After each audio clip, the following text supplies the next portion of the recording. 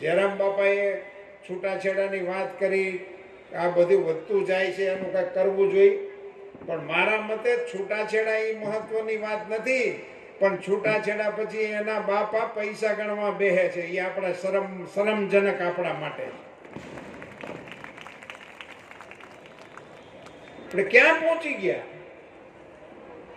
આપણા સમાજમાં દીકરીના પૈસાની દેતી લેતીના વિષયો હાલે કરવા પટેલ સમાજની અંદર.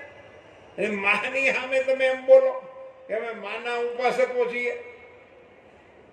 ને માં મંદિર વાળી જ છે એવું નહીં, માં ઘર વાળી એ છે. ઘરની અંદર જે બેઠી છે ને એને રાજી રાખવાની આવશ્યકતા છે. ઠીક છે, પણ આ અંગે સમાજે હવે ખૂબ ગંભીરતાપૂર્વક વિચારવાની જરૂર છે. એટલે મારી સમાજને વિનંતી છે કે આપણે આ મોટા કાર્યક્રમો ખૂબ સફળતાપૂર્વક કરીએ છીએ, કારોબારીઓ પણ આપણી છે, પણ હવે સમાજના શ્રેષ્ઠીઓએ ભેગા મળીને સમાજના થોડાક ધારાધોરણ નવા સમય પ્રમાણેના વિચારીને સમાજમાં અમલમાં આવે એને માટેના પ્રયાસો જયરામ બાપા હવે કરવા છે. હવે તમે જો નહીં કરો તો મોડું બહુ થઈ જાય. ઘણું મોડું થઈ ગયું છે ઓલરેડી.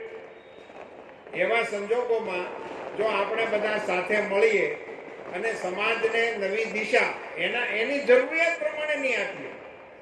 તક એવી સરસ ઊભી થઈ છે, વાતાવરણ એવું સરસ ઊભું થયું છે, વિશ્વમાં ભારતનો વટ પડી રહ્યો છે, ગ્લોબલ થઈ ગઈ છે દુનિયા, ગ્લોબલ વિલેજ બની ગયું છે.